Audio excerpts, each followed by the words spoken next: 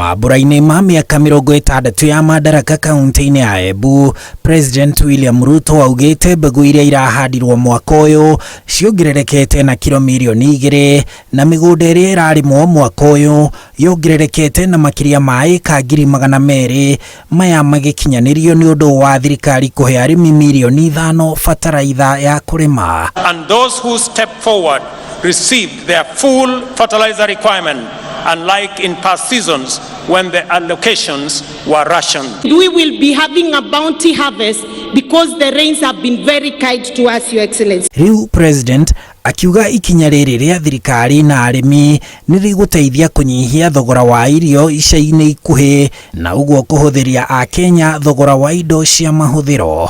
Moreover, subsidizing food production increases jobs and productivity in the country's biggest employer, the agricultural sector.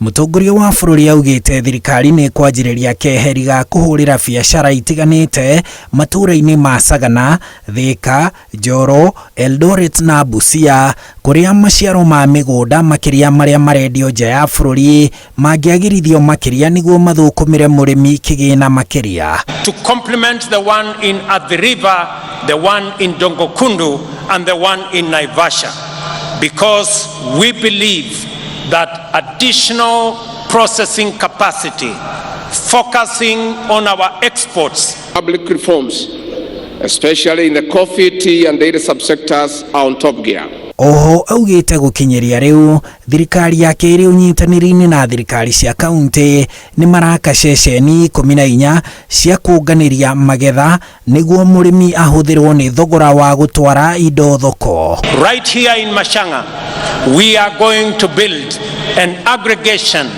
and industrial park so that the people of Embu, and as we do it in Embu, we are doing it in every county in the Republic of Kenya, so that we can consolidate our agricultural produce. And that we improve on the prices of our major crops, namely coffee, tea, dairy, macadamia, honey, and many other value chains within Embu County. We have convened a special summit of all coffee stakeholders in the neighboring county of Meru next week to come up with practical interventions to put money into the pockets of our farmers.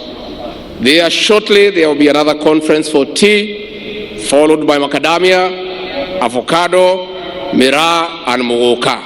Handũ-inĩ ha Inooro TV, njĩtagwo Harun Njoroge wa Maina. It will closely be followed by the motorcade of His Excellency